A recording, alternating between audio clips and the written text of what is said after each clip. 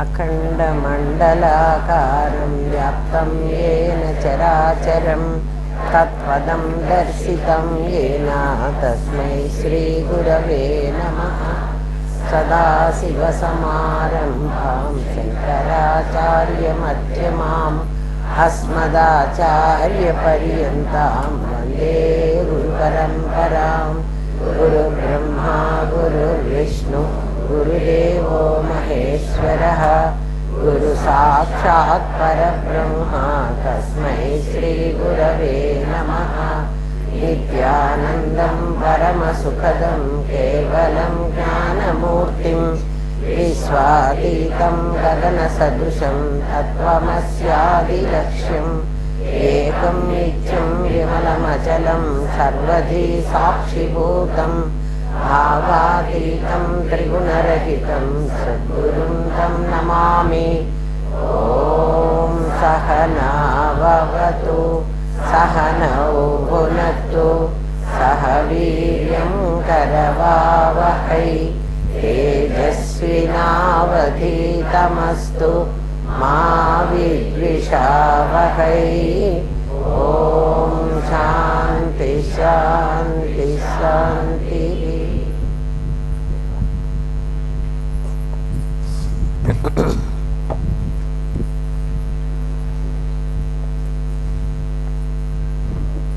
శిష్యుడు గురువుగారిని అడుగుతున్నాడు, తత్వజ్ఞానం వల్లే మోక్షం వస్తుంది అని చెప్పారు కదా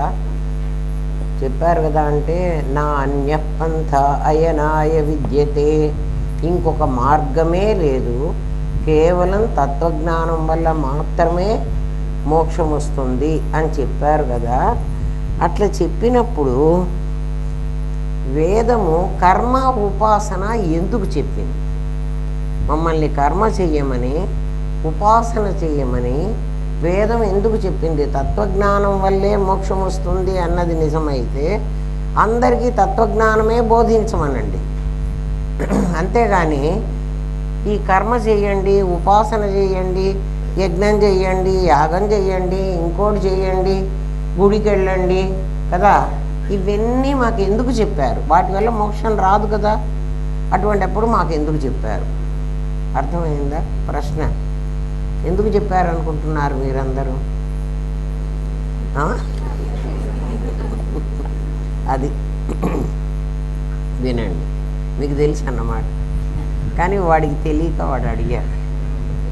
సరే ఏమ్మా అది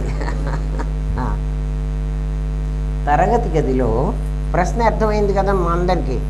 తత్వజ్ఞానం వల్లే మోక్షం వస్తుంది అన్నప్పుడు ఇవన్నీ ఎందుకు మాకు చెప్పారు?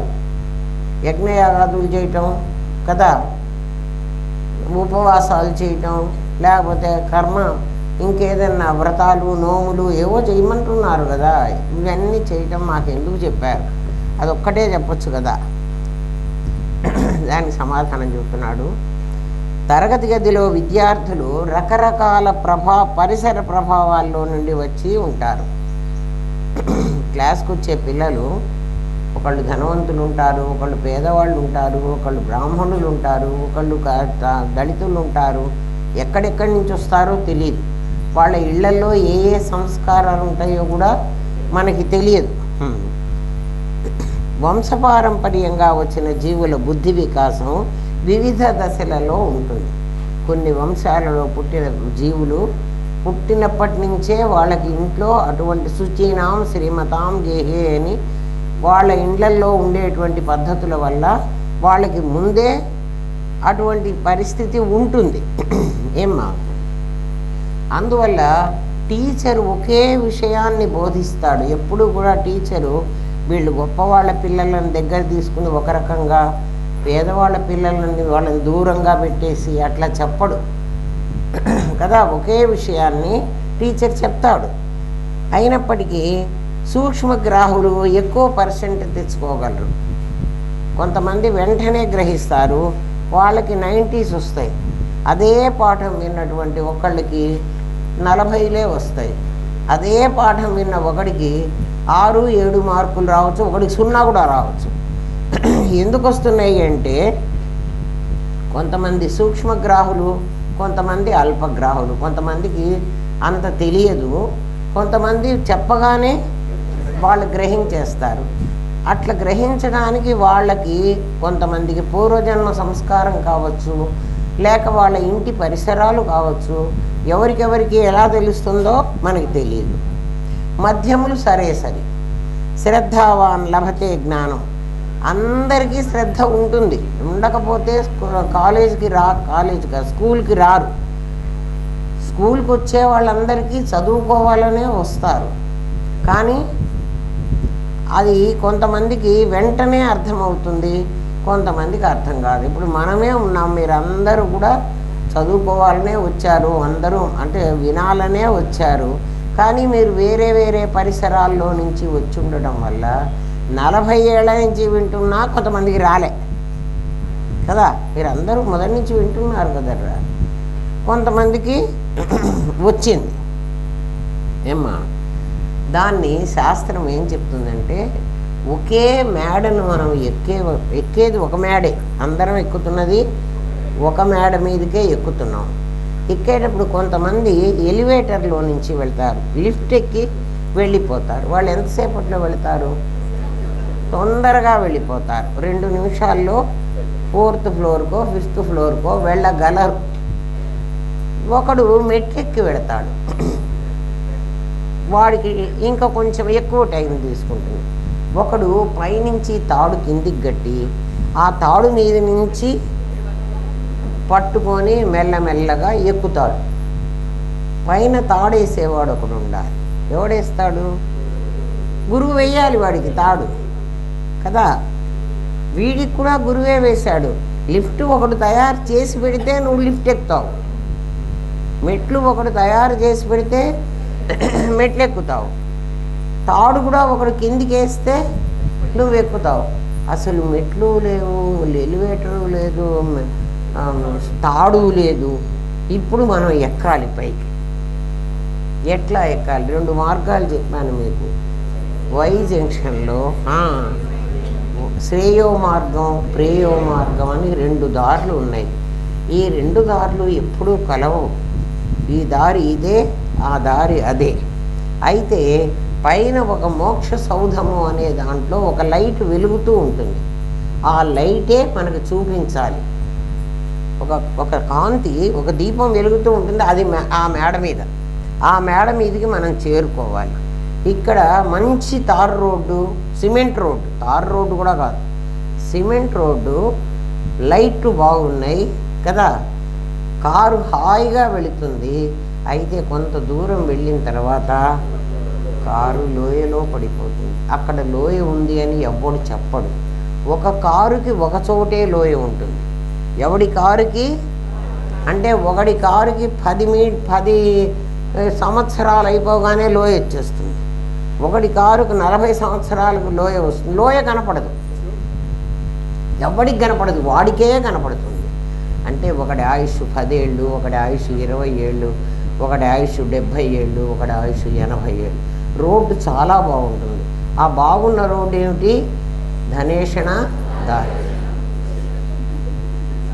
ఎవడి జీవితం అన్నా తీసుకోండిరా.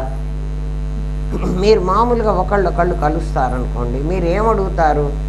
నీకు ఎంతమంది పిల్లలు? First question. ఆ తర్వాత వాళ్ళందరూ ఏం చేస్తున్నారు? మా అబ్బాయి ఒకడు లండన్లో, ఒకడు అమెరికాలో ఉన్నాడు. అంటే ఏంటి? వాళ్ళు బాగా డబ్బులు సంపాదించుకుని సంపన్నులుగా ఉన్నారు, అంతే కదా.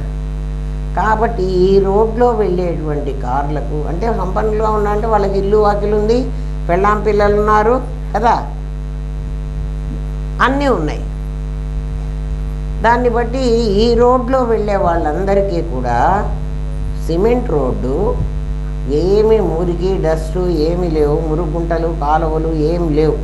కానీ ఒక్కసారి పడిపోయిందంటే కారుతో సహా పడిపోతాం, ఇంక అందులోంచి ఎవడు తీయడు. ఈ పడ్డవాడు ఏమవుతాడు అంటే మళ్ళీ ఇక్కడికి వస్తాడు. ఎక్కడికి వస్తాడు? స్టార్టింగ్ పాయింట్లో. మళ్ళీ ఇక్కడి నుంచి మళ్ళీ సేమ్ రూట్లో వెళతాడు. అక్కడ మళ్ళీ ఈసారి ఎక్కడ పడతాడో తెలియదు. రోడ్డు అయితే చూడడానికి అందరికీ ఒకటే రోడ్డు, చాలా బాగుంటుంది.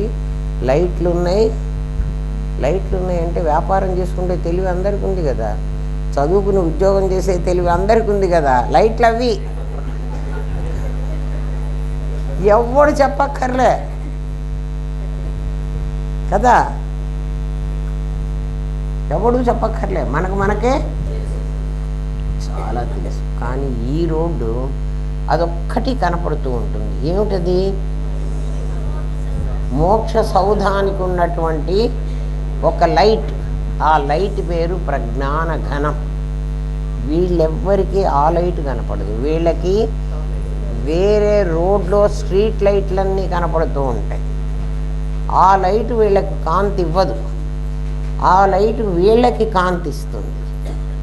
ఎంత కాంతి ఇస్తుంది అంటే చాలా గుడ్డి వెలుతురు ఇస్తుంది, పెద్ద వెలుతురు ఇవ్వదు. ఎంత వెలుతురు అంటే ఆ దారి కనపడే అంత మాత్రమే. పోనీ దారెన్నా బాగుందా అంటే అస్సలు బాగుండదు. ఎందుకంటే చాలామంది వెళ్ళలే ఆ దారిలో. ఆ దారిలో ఎవడికి వాడు ఒంటరిగా ప్రయాణం చేయాలి.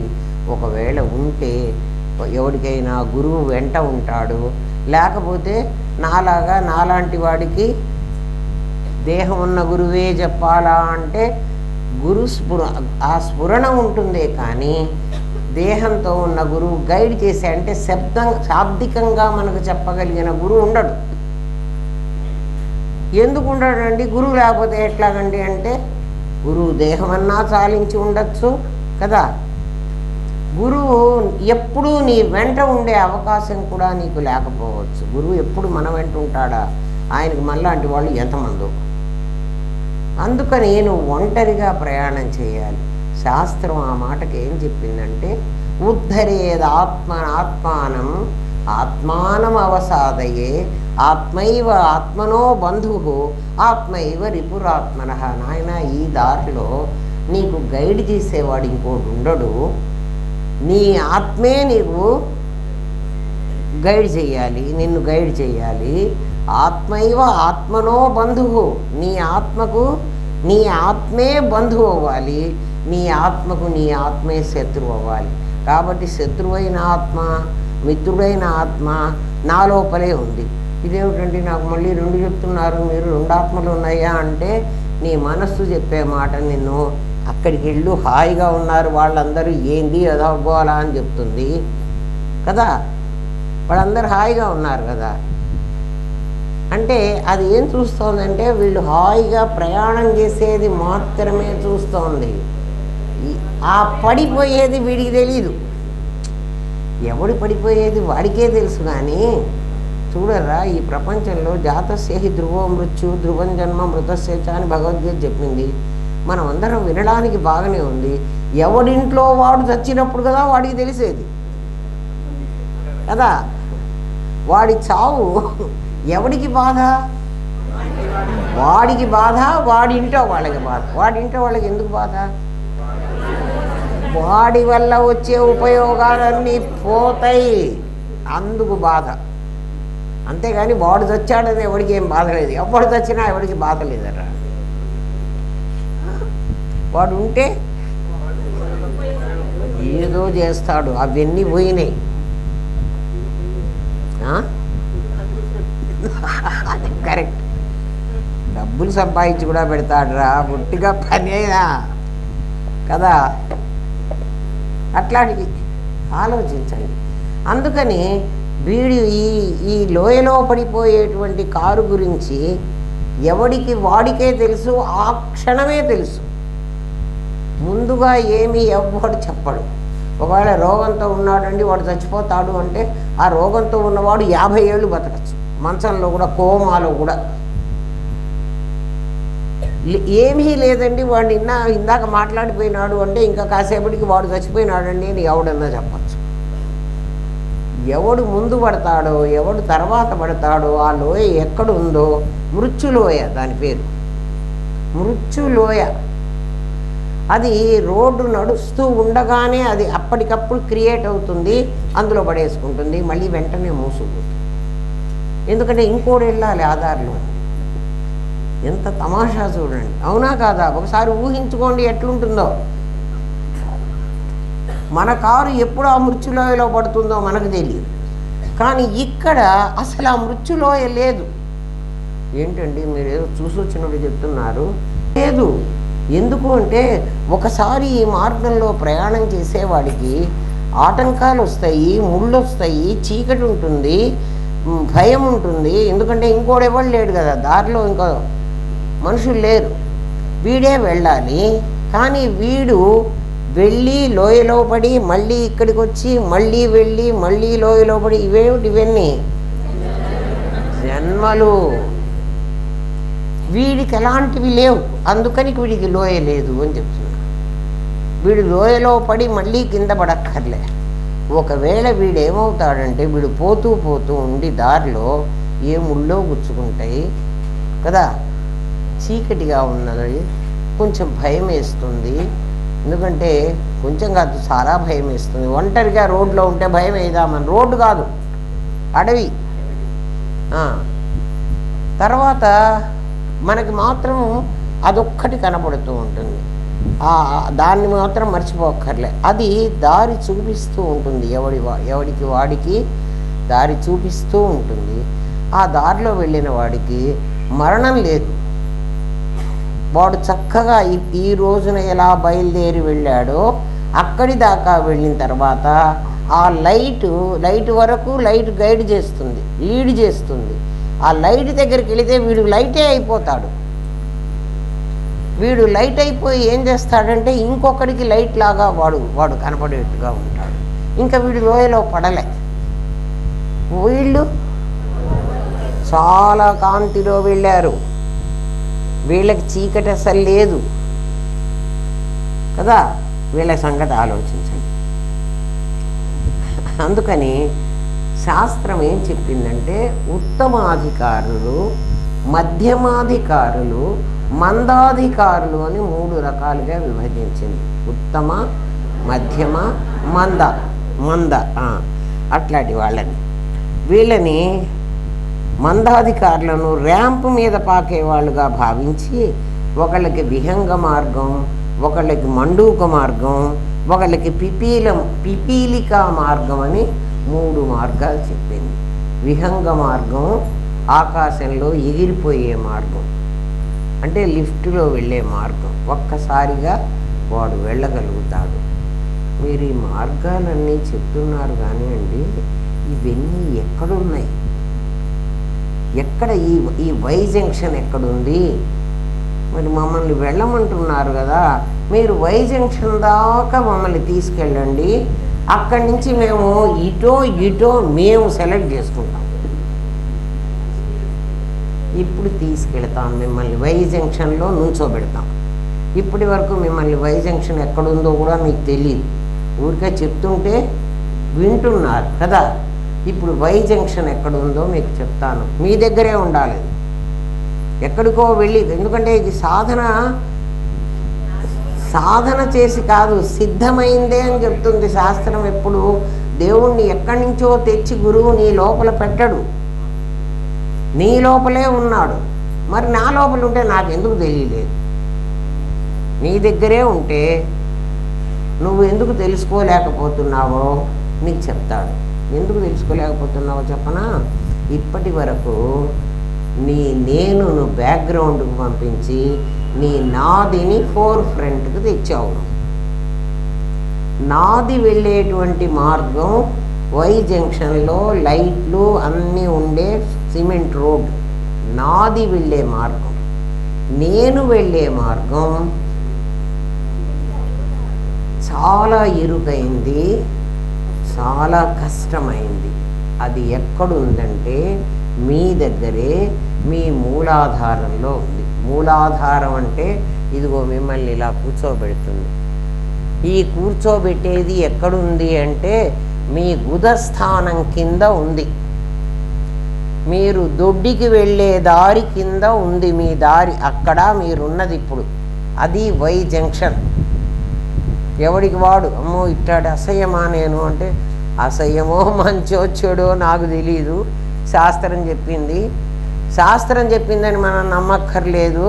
అది నిజమో అబద్ధమో ఇప్పుడు మీకు చెప్తాను. మీరు వై జంక్షన్లో ఉన్నారన్న సంగతి. మనం బస్సులో కూర్చుంటామా, రైల్లోనో బస్సులోనో కూర్చున్నాం, స్లీపర్ కోచ్లో కాదు, రైలో బస్సు ఒక సీట్లో కూర్చున్నాం. కూర్చున్న తర్వాత ఒక గంట సేపు మనం బాగానే అటు ఇటు చూస్తూ బాగానే కూర్చుంటాం. ఒక గంట అయిపోయినప్పటి నుంచి మెల్లగా నిద్ర వస్తూ ఉంటుంది. వస్తుందా రాదా? వస్తే ఏం చేస్తాం? ఈ పక్కవాడి మీద పడతాం. వెంటనే మన్ని ఒకళ్ళు లేపి ఇట్లా కూర్చోబెడుతున్నారు. చూడండి, కూర్చుంటున్నారా కూర్చోట్లేదా? ఎవరు కూర్చోబెడుతున్నారు? ఎందుకు కూర్చుంటున్నారు? ఇట్లా పడిపోవచ్చుగా. నిద్ర రాగానే ఎందుకు పడిపోవాలి? పడిపోతున్నారా? ఏమోండి మేము పడలేదండి, మీరు పడ్డారేమో. అందరూ పడతారు. ఎందుకంటే నిద్రలోకి వెళ్ళామంటే బస్సే అక్కర్లే, ఇక్కడ కూర్చుని కూడా పడిపోయినప్పుడు మనల్ని చక్కగా కూర్చోబెట్టేది మూలాధారంలో ఉన్న స్థానం. దాని పేరు జీవస్థానం. జీవుడు ఉండే చోటు ఇదిగో.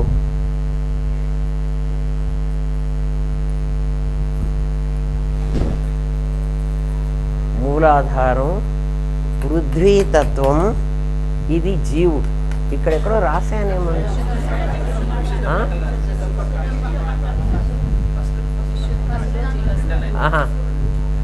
అది జీవస్థానం. అది కాదు, ఇక్కడ చెప్తాను, ఇక్కడ వినండి. మళ్ళీ మూలాధారం నుంచి వెళ్ళాలి మనం.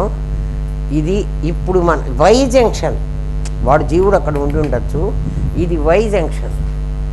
ఈ వై జంక్షన్లో ఉండేవాడికి గణపతి అని పేరు. ఇదిగో కాస్త రాస్తారా? మనం లేవమంటే నేనే లేస్తా, దీన్ని పీకితే లేస్తా. నన్ను బంధించేశారు కదా. మూలాధారం, అక్కడ గణపతి అని రాయి.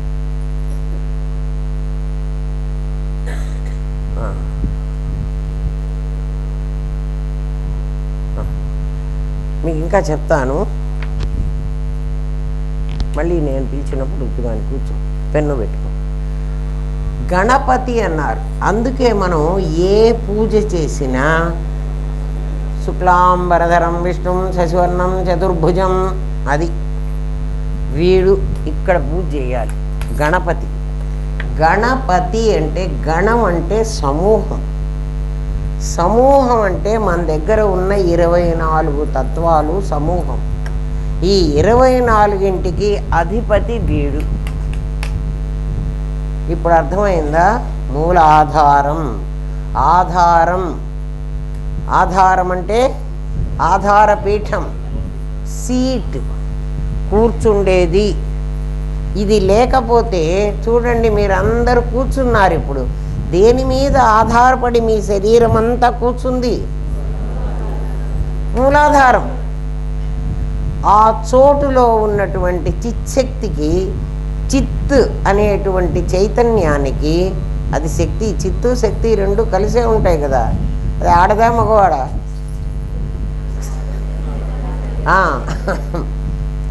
అది స్త్రీ కాదు, పురుషుడు కాదు, పోనీ నపుంసకుడా, వాడు కూడా కాదు. ఒక చైతన్యమైన శక్తి. చైతన్యం లోపలే శక్తి ఉంటుంది ఎప్పుడూ కూడా. ఆ శక్తికి, మూలాధారంలో ఉండే శక్తికి గణపతి అని పేరు. ఆ గణపతి ఈ 24 తత్వాలకి గణం. ఆ గణానికి వాడు అధిపతి. వాడు ఏం చేస్తూ ఉండరా అంటే 24 తత్వాలను, ఈ 24 తెచ్చుకున్నది మనమంతా. ఇది ఈ మార్గంలో వెళ్ళటానికి కావలసిన ఈ కారు. ఈ కారులో ఏమేమి ఉంటాయి?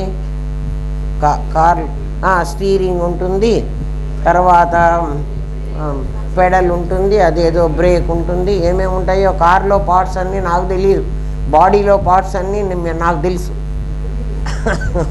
కదా. వీటన్నిటిని ఇవన్నీ పనిముట్లు అంటే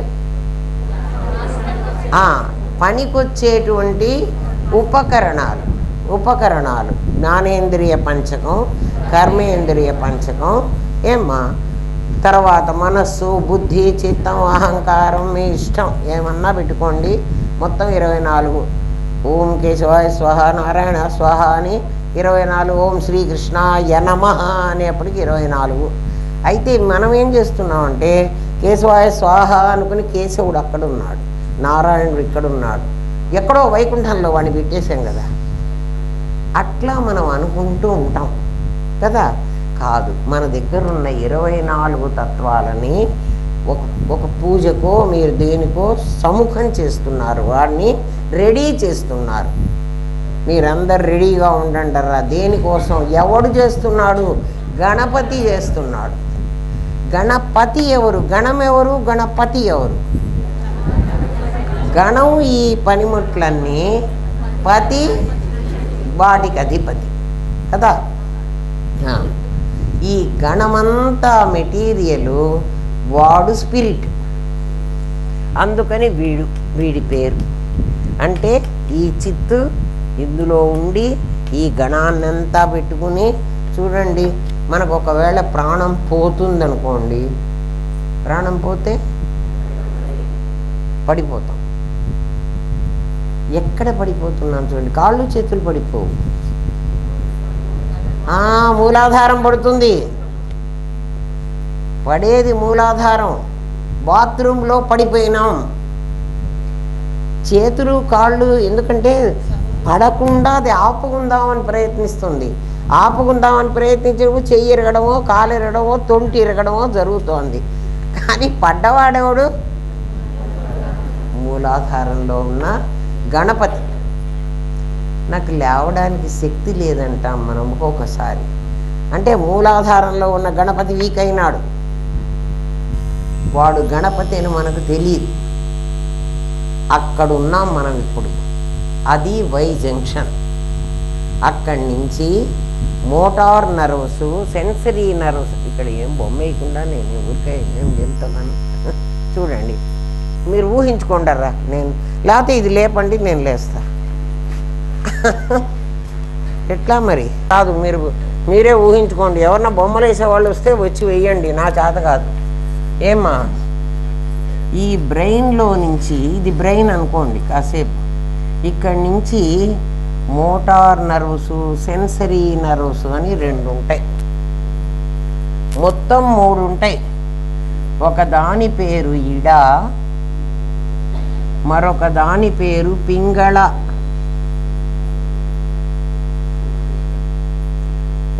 ఏమ్మా ఈ పెన్ బాగాలేదా? ఏం కావాలి? అదే మరి పోరా.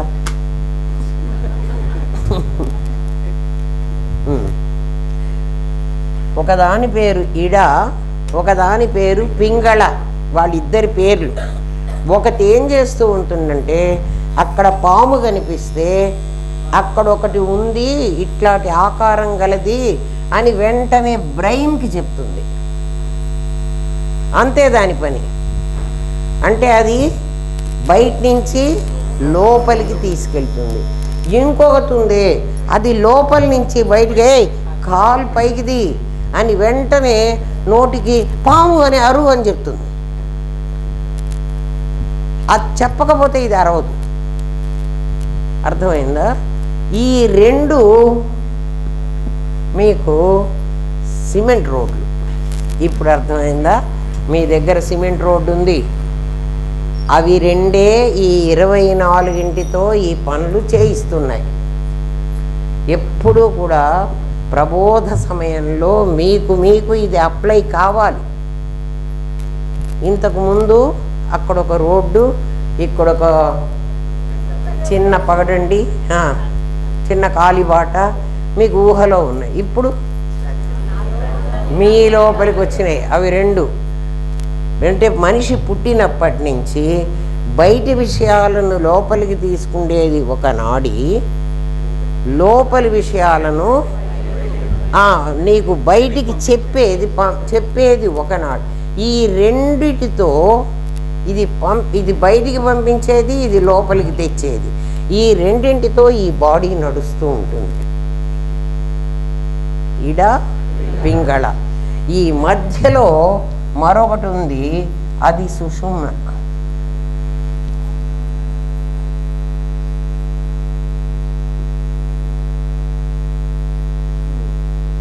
అవేమో ఎంత లైట్గా ఉన్నాయి, ఇది ఎంత డార్క్గా ఉంది.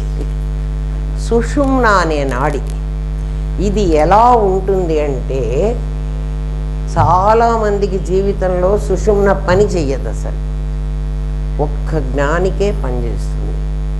అంటే మనం మూలాధారంలో ఇక్కడ ఉన్నాము. ఇది జీవస్థానం.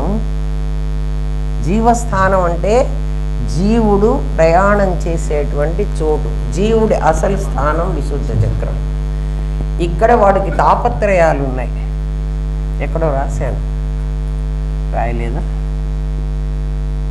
తాపత్రయాలకు లోనైనది ఇక్కడ. ఎందుకండి వాడి స్థానం ఇక్కడైతే ఇక్కడికి ఎందుకు వచ్చి కూర్చున్నాడు వాడు అంటే, ఈ రెండిటితో స్నేహం చేసి వాడు ఇక్కడి దాకా ప్రయాణం చేయగలడు. ఇక్కడి దాకా చేశాక వాడు ఏమైపోతాడంటే లోయలో పడిపోతాడు.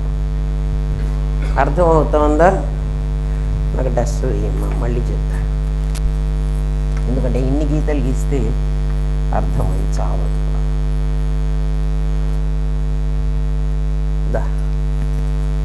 ఒకటి ఇడానాడి. నేను కొంచెం దూరంగా వేస్తున్నా, ఇట్లా దూరంగా ఉండవు, దగ్గరగా ఉంటాయి. మీకు విజిబుల్గా ఉండాలని నేను దూరంగా వేశాను. మధ్యలో ఇది ఇక్కడ ఆజ్ఞా చక్రం అని ఉంటుంది, 6వ చక్రం. ఇది ఇక్కడ ఉంటుంది మనకి, ఇది ఆజ్ఞ.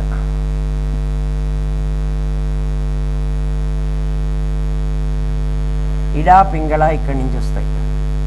మీరు డాక్టర్లను అడిగినా మోటార్ నర్వ్స్, సెన్సరీ నర్వ్స్ మాకు చూపించమంటే వాళ్ళు చూపిస్తారు. ఇది చూపించమని మీరు అడిగితే అది లేదంటారు, వాళ్ళకి కనపడదు. అది ఎలా ఉంటుందంటే, ఒక వెంట్రుక తీసుకుంటే ఒక వెంట్రుక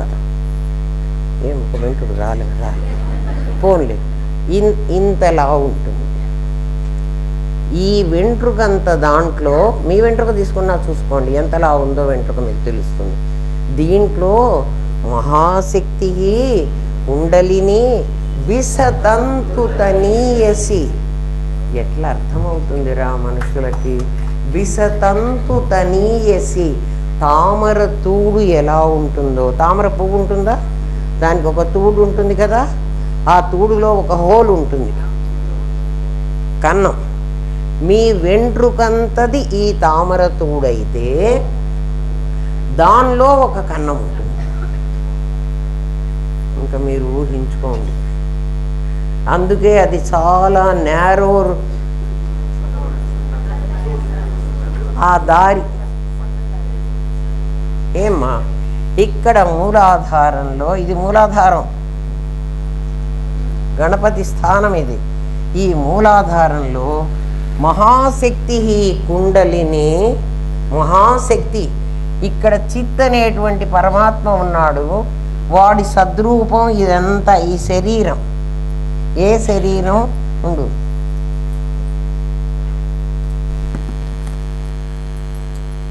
బొమ్మలేయటం రాకపోతే వేస్ట్ సుధా.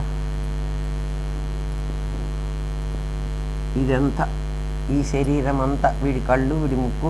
మీరు ఊహించుకోండర్రా, నేను బాగా వేయలేదని తిట్టవాకండి, నాకు రావు, మరి నన్నేం చేయమంటారు?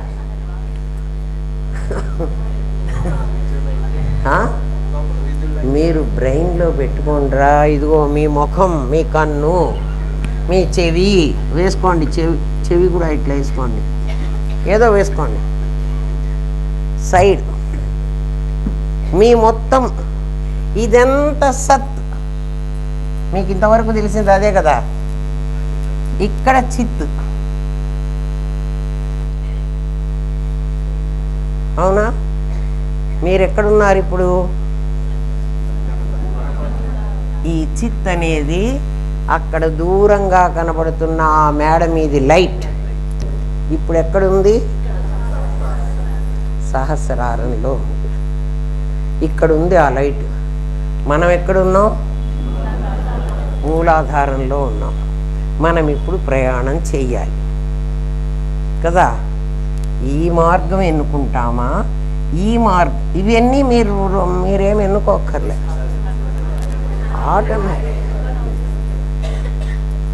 ఆటోమేటిక్గా అవి పోతూ ఉంటాయి. ఏమ్మా, ఈ మార్గంలో ఇక్కడి నుంచి మూలాధారంలో చిత్శక్తి అంటే గణపతి రూప ఈ గణాన్నంతా పెట్టుకొని దానికి అధిపతిగా ఉండి తను ఈ శరీరాన్ని నడిపిస్తోంది కదా. మనకి ఏమంటారు, అమ్మవారు స్నానం చేసి నలుగు పెట్టుకుని ఆ నలుగు పిండి పెట్టి వినాయకుడి బొమ్మను చేసింది, అది కదా చెప్తారు. ఇక్కడ అమ్మవారు ఎవరు? సత్తు. చిత్తు అమ్మవారు ఎందుకు అవుతుంది? సత్తు అమ్మవారు కదా, ప్రకృతి కదా. చిత్తు పరమాత్మ, ఈశ్వరుడు చిత్తు, అమ్మవారు సత్తు. ఆమెట నలుగు పిండి పెట్టుకుంది, స్నానం చేసింది, ఇదంతా డీకోడ్ చేసుకోండి. ఆమె తన శక్తితో గణాన్ని సృష్టించింది, వాణ్ణి పతించేసింది. అంటే ఏం చేసింది? శరీరాన్ని సృష్టించింది, దానికి ప్రాణం పోసింది కదా. ఒకసారి ఆమె మనం ఆలోచించాల్సి, చిన్నగా ఆలోచించండి. ఒకసారి ప్రాణం పోసింది కదా అమ్మవారు, దేనికి? ఆ నలుగు పిండి బొమ్మకి కదా. ఒకవేళ శివుడు చంపాడే అనుకో, ఏం ఆమె మళ్ళీ ప్రాణం పోయకూడదు? ఏడుస్తూ ఎందుకు కూర్చుంది? అర్థం ఉందా కొంచెమైనా? అంటే మన బుర్ర అంతే పనిచేస్తుంది. ఒకసారి ఆమె కదా ప్రాణం పోసింది, ఇప్పుడు కూడా ప్రాణం పోయొచ్చు కదా. పోయలే, పోయకుండా ఎక్కడో ఉన్నటువంటి వాడి తల, ఆ ఏనుగు తల తెచ్చి అతికిచ్చారు. ఎందుకంటే మనకు తగిలిచ్చింది ఏనుగు తల. ఎందుకు ఏనుగు తల అతికించారంటే మన బుద్ధి చాలా సూక్ష్మమైందే, కానీ ఏనుగు తొండం చాలా సూక్ష్మమైంది.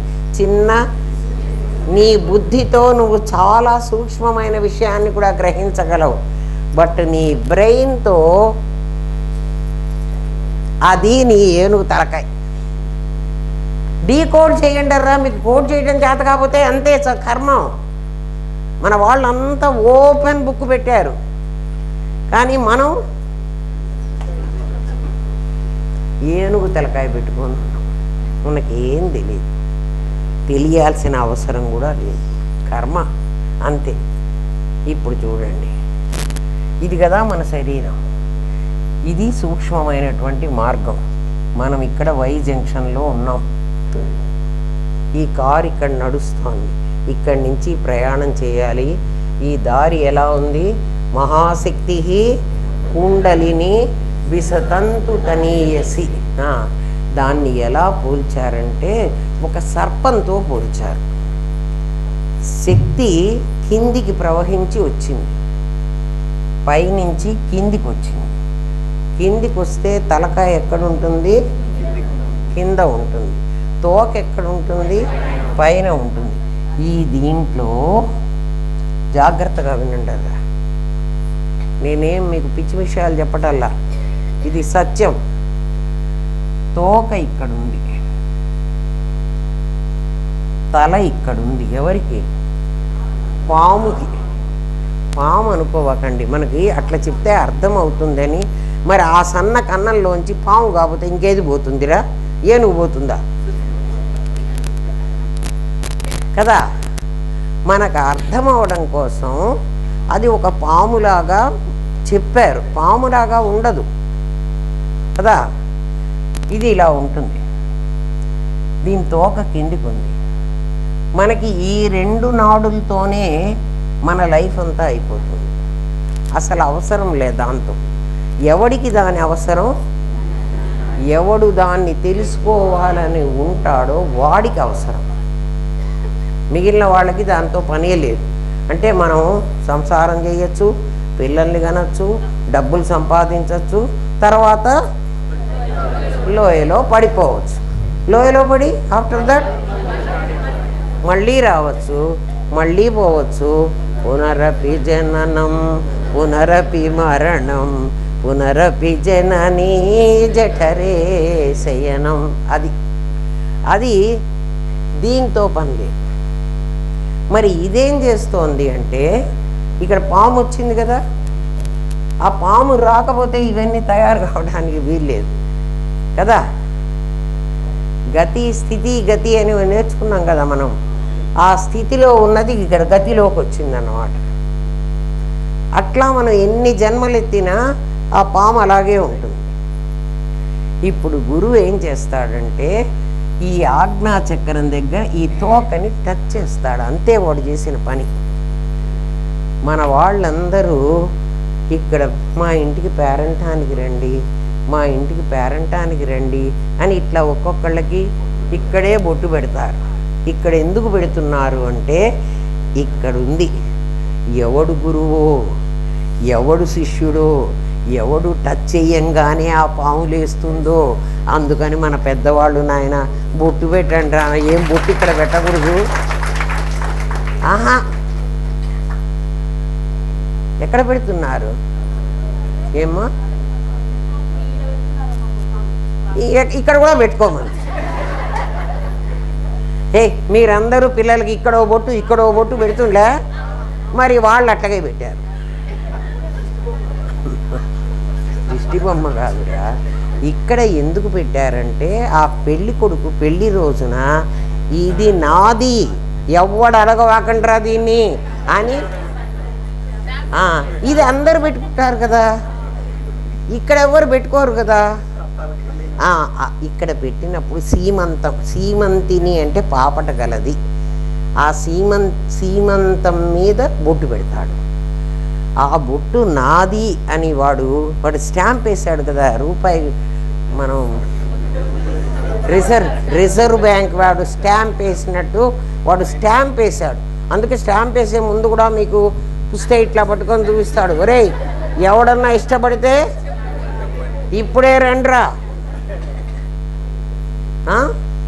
అందరు ఇట్లా చూపిస్తున్నారు. ఎందుకు చూపిస్తున్నారో పాపనయ్యకి తెలీదు, వాడికి తెలియదు. ఎవడైనా మిస్ అయినాడేమని 3 సార్లు చూపిస్తాడు. అన్నిటికీ అర్థం ఉంటుందరా. మనం తెలియాలని ప్రయత్నం చేయాలి, మనకు చూసుకునే పని చేయలేదు కదా, మనం ఎందుకు తెలుసుకోవడం కదా. వాడు పెట్టాడు, పెట్టి దాన్ని కనపడకుండా, నేను ఆ బొట్టు పెట్టాను కనపడకుండా, ఇది కాదు అది ఇక్కడ బొట్టు పెడతారంటే అందుకు చెప్తున్నా. అక్కడ ఒక పాపడి బిళ్ళని పెడతాడు. ఇప్పుడు పాపడి బిళ్ళ ఫ్యాషన్. ఇది ఎందుకు పెట్టాడంటే, రామాయణంలో చూడండి, రాముడు ఇట్లా చేత్తో ఇట్లా తీసి ఇక్కడ సీతకి బొట్టు పెడతాడు. అది అంటే ఎవరికి పాపడి బిళ్ళ ఉంటుందో వాళ్ళు సీమంతిని. అది ఆమె వివాహిత స్త్రీ కాబట్టి ఆమెకి అది పెట్టాం, దాని కింద ఒక బొట్టు ఉంది అని వాడు చెప్తున్నాడు అన్నమాట సొసైటీకి. అవన్నీ దీనికి సంబంధించినవి, చిత్తుకు సంబంధించినవి కావు. ఎప్పుడైతే ఇక్కడ శక్తిపాతం జరిగిందో, తోక ముట్టుకున్నాడో, ఆ తోకని ముట్టుకోగల శక్తి ఒక్క గురువుకే ఉంటుంది. అందరూ మేము శక్తిస్తున్నాం, మేము ఏంది ఇచ్చారు మీకు, మీకేమి ఏడిసిందని ఇస్తున్నారు. పిచ్చితంత అయిపోయిందిరా నాయన. అహం జోడిస్తే అన్ని పిచ్చితంతులు అవుతాయి. అహం లేకపోతే సక్రమంగా ఉంటాడు, అహం బ్రహ్మాస్మి అవుతాడు. అట్లాంటివి ఏం లేవు మనకు. ఏం చేస్తాం, మన కర్మ. ఏమ్మా ఇక్కడ ఇప్పుడు టచ్ చేసేటప్పటికి పాము కదులుతుంది. తోక ముట్టుకుంటే పాము తలకాయ కదలాలి, ఇది కదులుతుంది. ఇది ఎటు వెళ్ళాలో దానికి తెలియదు. ఇది మన శరీరం ఇక్కడ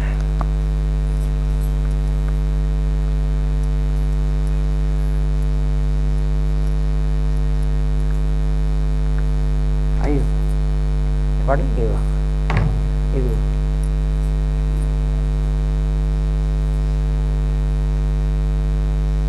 ఇది కదా.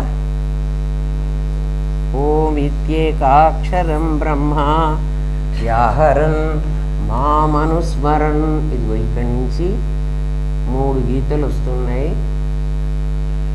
మధ్యలో సుషుమ్న, ఇది మూలాధారం. ఈ పాము ఎప్పుడు కదిలిందో దీనికి వెళ్ళడానికి ఎటు దారి లేదు. ఇదిగో ఇక్కడి నుంచి వస్తుంది, ఇక్కడి నుంచి ఆజ్ఞాచక్రం వరకు రావాలి. ఇది ఇక్కడ కదిలింది, ఇలా వస్తుంది. మాకు ఇవన్నీ మా పరమ గురువు గారు చెప్పారు, లక్ష్మీ నరసింహమూర్తి గారు. మా గురువు గారి ఇంట్లో మేము పాఠం చెప్పుకుంటూ ఉంటే పరమ గురువు గారు వచ్చారు. పాఠం చెబుతున్న గురువు గారు గబగబా లేచి వెళ్ళి, ఆయన ఎవరో మాకు తెలియదు, ఆయన కాళ్ళ కడిగి నమస్కారం చేసి తీసుకొచ్చి ఈ సీట్లో కూర్చోబెట్టి ఇక్కడ ఆయన మాతో పాటు ఆయన కూర్చున్నారు. అప్పుడు ఆయన పరమ గురువు గారిని మాకు తెలిసింది. అక్కడే గోడ మీద నేను వాడికి చూపెట్టా, ఏ గోడ మీద మాకు వేసి చూపారు, గోడ మీద మాకు వేసి ఈ బొమ్మ చూపెట్టారు. ఆయన అడిగారు నన్ను, అమ్మ నువ్వు ఏం చేస్తావంటే, నేను లలిత సహస్రనామం చేసుకుని పూజ చేసుకుంటానని. లలిత నీకు తెలుసా అన్నారు. నాకు ఏం తెలియదు అన్నా. మరి ఎందుకు చేస్తున్నావు అన్నారు. అంటే మా మామగారు నాకు శ్రీచక్రం తెచ్చిచ్చారండి, నాకు ఏం రాదంటే నీకు ఏది వస్తే అదే చెయ్యని చెప్పారు, అందుకని చేస్తున్నాను అంటే ఈ పాఠం చెప్పారు కూర్చోబెట్టి. లక్ష్మీ నరసింహమూర్తి గారి ఆస్తి అది, నాది కాదు, రామనాథం గారిది కాదు కదా. మా తాతగారు ఇంత ముద్ద పెడితే అది నేను తిని మీకు కూడా పంచుతాను. అర్థమైందా? వినండి, ఇందులో ఏమాత్రం అబద్ధం లేదు. జాగ్రత్తగా మీ శరీరంలో మీకు జరిగేది చూడండి, అది జరుగుతుందో లేదో చూడండి. ఇక్కడి నుంచి ఈ పాము బయలుదేరాలి. ఇది ఎప్పుడైతే ముందుకు నడుస్తూ వస్తుందో ఈ తోక ఇక్కడికి వస్తుందా, అప్పుడు ఏమవుతుంది, కిందికి వచ్చేసింది. అంటే సుషుమ్న అంతా ఖాళీ అయింది. ఇంతకుముందు ఎన్ని జన్మలు ఎత్తినా మనం సుషుమ్న ఏమైంది, అది నిండి ఉంది, హోల్ లేదు, ఖాళీ లేదు. ఇప్పుడు ఖాళీ వచ్చింది. ఈ జన్మలోనే గనక ఇది ఇక్కడికి వచ్చి ఈ కాస్త వెళితే ఇక్కడి నుంచి ఇక్కడికి వెళ్ళడానికి దీనికి లేదు సుషుమ్న. అది నీ ప్రయత్నంతో వెళ్ళాలి. గురుశక్తితో ఇంతవరకు వస్తుంది, తర్వాత నీ ప్రయత్నంతో వెళ్ళాలి ఆ లైట్ దగ్గరికి. అర్థమైందా? ఇది ఎప్పుడైతే ఇక్కడికి వెళ్ళిందో ఏమ్మా, ఇది ఖాళీ అయింది కదా. ఇప్పుడు ఇది అయిపోయిన తర్వాత అంటే కొంతసేపు నువ్వు ధ్యానం చేస్తావు, తర్వాత మళ్ళీ మామూలుగా మళ్ళీ ఈ రెండింటితో సంబంధం పెట్టుకుని వ్యవహారం చేయాలి కదా. అప్పుడు ఇది మళ్ళీ ఇక్కడికి వచ్చి ఇక్కడ కూర్చుంటుంది. ఇక్కడ అంటే పాము చుట్టుకుని అంతకుముందు కింద చుట్టుకుని తల పైకి పెట్టుకుని ఇట్లా కూర్చుంటుంది. నువ్వు అఖండ మండలాకారం అనేటప్పటికీ తెలియస్తుంది. వ్యాప్తం ఏన చరాచరం అంటే ఇదిగో మెల్లగా వస్తుంది, ఇక్కడి దాకా వస్తుంది. ఆ తర్వాత మళ్ళీ దిగిపోతుంది. ఏమండి మీరు చెప్తే మేము నమ్మాలా? మాకు కూడా అట్లాగే దిగుతుంది. మీకు చెప్తా ఇప్పుడు చూడండి. ఎప్పుడైతే మీరు మామూలుగా కూర్చోండి, అఖండ మండలాకారం అనుకోగానే ఎందుకు అట్లా అవుతున్నారు గమనించారా? ఎందుకు మామూలుగా మీరు ఇట్లా కూర్చుంటారు కదా, ఇట్లా అవుతారు. ఎందుకు అవుతున్నారు? సుషుమ్న లేస్తుంది. అర్థమైందా? మీ శరీరంలో పరమాత్మ ఉన్నాడా లేక నా దగ్గరే ఉన్నాడా? ఆలోచించండి అర్రా. సాధన ఇదే సాధన, ఇంకేం సాధన లేదు. ఏమ్మా, ఇది మళ్ళీ కిందికి వచ్చేస్తుంది, మళ్ళీ పడుకుంటుంది, మళ్ళీ ఇద్దరు పనిచేస్తూ ఉంటారు, నీ బాడీ నడుస్తూ ఉంటుంది. ఇక్కడ మూలాధారం కదా, ఇది ఏమిటి, ఇది రాయదు. ఇక్కడ స్వాధిష్టానం ఏమ్మా, ఇక్కడ ఉన్నాయి స్వాధిష్టానం. అసలు ఎందుకు రాయటల్లా?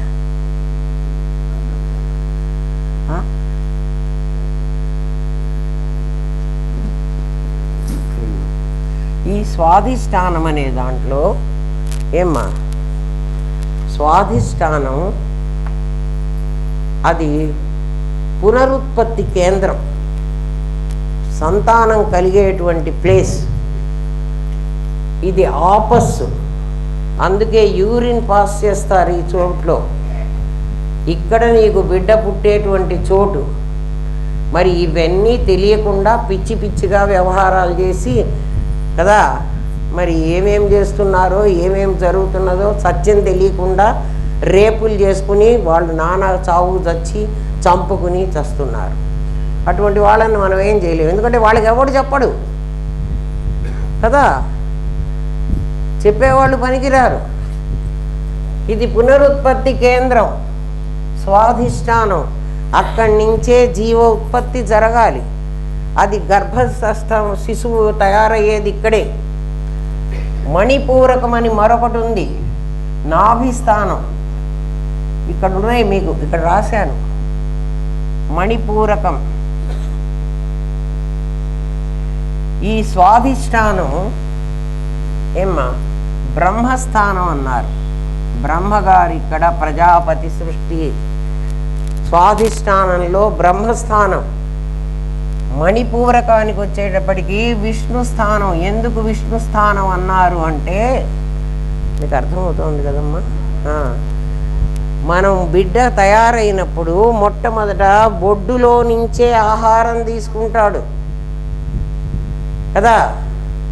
వాడికి ఆహారం ఎక్కడి నుంచి వెళ్తోంది? వాడి బొడ్డులో నుంచి. బొడ్డు తాడు కోసామంటారు. ఆ బొడ్డులో నుంచే పోతోంది ఆహారం. ఆహారాన్ని ఎవడు పెడతాడో వాడు విష్ణువు కదా. అర్థమవుతోందా? మణిపూరకమైంది. అనాహతం, ఇదిగో అనాహతం వాయుస్థానం. గుండె కొట్టుకుంటోంది లబ్ డబ్ లబ్ డబ్. ఇవన్నీ ఈ రెండిటికి సంబంధించినవే. ఏమ్మా, మణిపూరకం, అనాహతం, వాయుస్థానం. ఇక్కడ బ్రహ్మ విష్ణు, ఇక్కడ ఈశ్వరుడు. ఈశ్వర సర్వదేహానాం హృద్దేశే అర్జున తిష్టతి. ఇక్కడ ఉన్నాడు రా నాయన ఈశ్వరుడు. ఇప్పుడు దేవుడు బయట ఉన్నాడా, నీ లోపల ఉన్నాడా? బ్రహ్మగారు ఉన్నారా? ఒప్పుకుంటావా? విష్ణువు ఉన్నాడా? ఉన్నాడా లేడా? ఉన్నాడా? ఈశ్వరుడు కూడా ఉన్నాడా? ఎక్కడున్నాడు రా? బ్రహ్మగారు స్వాధిష్టానంలో, గణపతి గారు మూలాధారంలో, మణిపూరంలో విష్ణు గారు, అనాహతంలో ఈశ్వరుడు.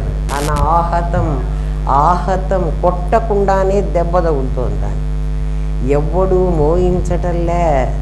ఏం మోయిస్తున్నారు? లోపల చూసుకోండి. గుండె కొట్టుకుంటున్నప్పుడల్లా, హార్ట్ బీట్ నీకు అర్థమవుతున్నప్పుడల్లా శివ డమరుక మోగిస్తున్నావా నాయనా అనుకో. నీకెంత ఆనందం ఉంటుందో. దేవుడు ఎక్కడున్నాడు రా? తిరుపతిలో ఉంటాడా? శ్రీశైలంలో ఉంటాడా? కాళహస్తిలో ఉండడా కదా? లే మా అంగట్లో ఉంటాడు. డబ్బులు ఇచ్చేది అంగడే కదా. ఒరే నిన్ను నిలబెడుతున్నదే ఇదిరా. పిచ్చి వాళ్ళల్లారా, ఆలోచించండి. ఇప్పుడు ఏం చేసాం? అనాహత వరకు విశుద్ధం జీవస్థానం. ఇదిగో ఇదిరా అయ్యగారు. ఎందుకండి వీళ్ళందరికీ పైన ఇటువంటి చోటు ఇచ్చారంటే వీళ్ళెవ్వరూ పరమాత్మ కావడానికి అధికారం లేదు. జీవో బ్రహ్మైవ, వీడికి బ్రహ్మగా కన్వర్ట్ అయ్యేటువంటి శక్తి ఉంది. వాణ్ణి ఈ దేహంలో పడి గణపతి అయి కదా ఏమవుతున్నాడు, ప్రతిసారి వస్తున్నాడు జన్మకి, ప్రతిసారి మళ్ళీ నీళ్లల్లో మునిగిపోతున్నాడు. నిమజ్జనం. ఎందుకు నిమజ్జనం? దానికోసం ఇంత పెద్ద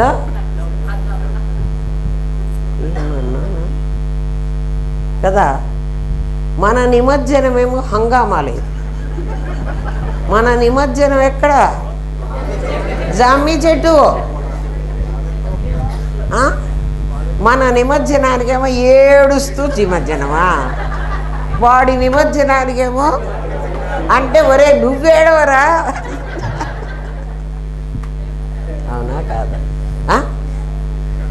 కదా. మన నిమజ్జనానికి మనం ఏడవు, మన చుట్టూ ఉన్న వాళ్ళు ఏడుస్తారు. వాడి నిమజ్జనానికి వాడు ఏడుస్తున్నాడో లేదో మనకు తెలియదు. మనమందరం నవ్వుకుంటున్నాం. ఎందుకు నవ్వుకుంటున్నాం చెప్పండి? అన్నీ మళ్ళీ పుడతాడనే. బాగా వింటారా?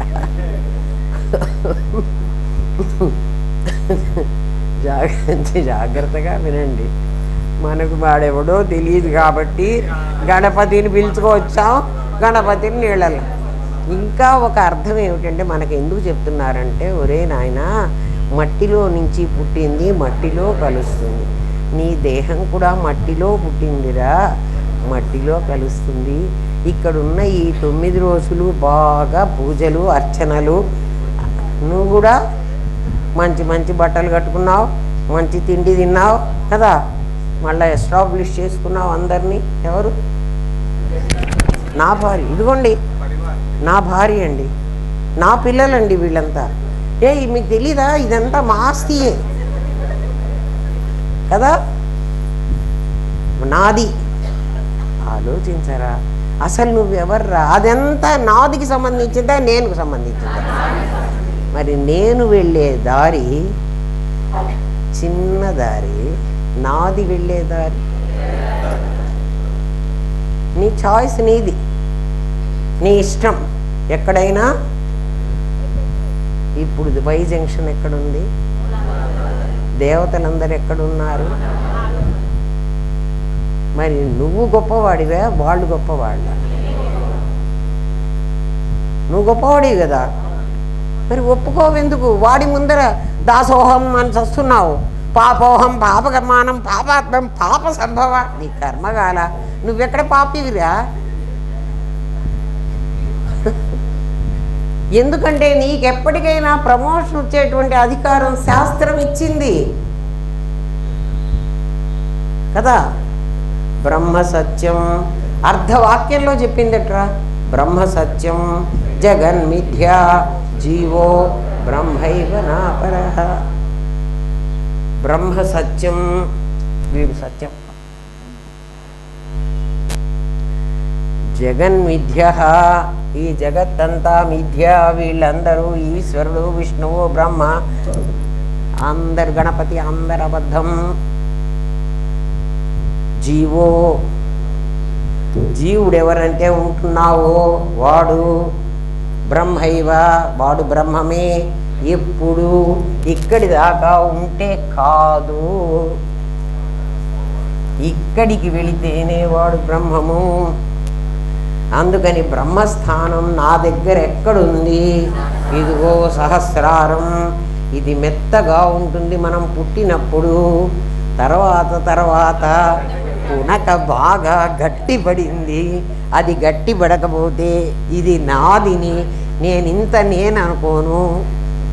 అది గట్టిపడ్డానికి ఎవరు ఏం చేశారు? మా అమ్మ ఇంత ఆమదం బిట్టి కదా. అర్థమైందా? ఇప్పుడు దేవుడు ఎక్కడున్నాడు? నీ లోపల ఉన్నాడా? నీవేనా? అది కదా. రామనాథం గారి దగ్గర మనం అందరం శిష్యులం. వారి గైడెన్స్లో మెల్లగా పైకి పోదాం. మేమే గురువులం అయిపోయినాం అనుకుంటే మిమ్మల్ని మీరు పాడు చేసుకుంటున్నారు, ఆత్మహత్య చేసుకుంటున్నట్టు. ఎవడికి వాడు హత్య చేసుకుంటే ఏమవుతుంది? భగవంతుడు మనకు జీవితం ఇచ్చాడు, గడుపుకోమన్నాడు కదా.